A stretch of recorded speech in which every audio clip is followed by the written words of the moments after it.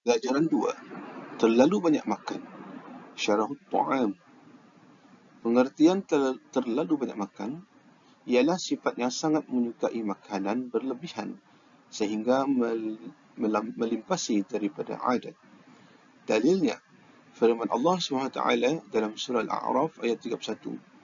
Wa kulu washrabu wa la tusrifu innahu la yuhibbul musyrifin. Serta makan dan minumlah dan janganlah berlebih-lebihan. Sungguhnya Allah tidak menyukai orang-orang yang berlebih-lebihan.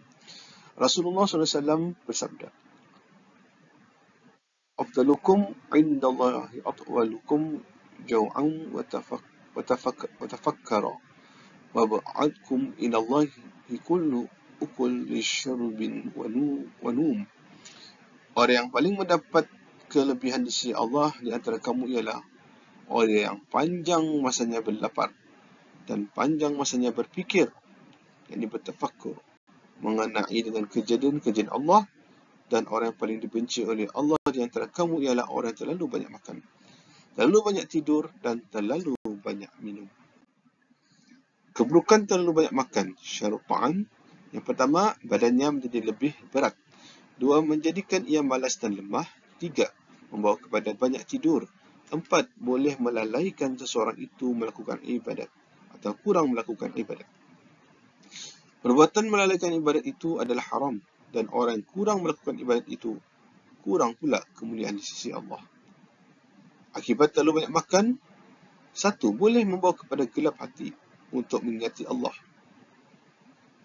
2, boleh membawa kepada kurang iman kepada Allah.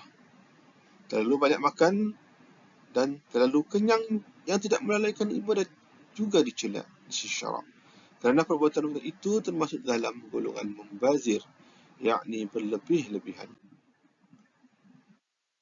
Kadar makanan yang dipuji. Kadar makanan yang dipuji oleh syarak terbagi kepada 3 darajah, iaitu yang pertama, darjah yang paling tinggi ialah shaddiqin, iaitu makan sekadar yang boleh menguatkan tubuh badan untuk beribadat kepada Allah Subhanahu Wa Taala.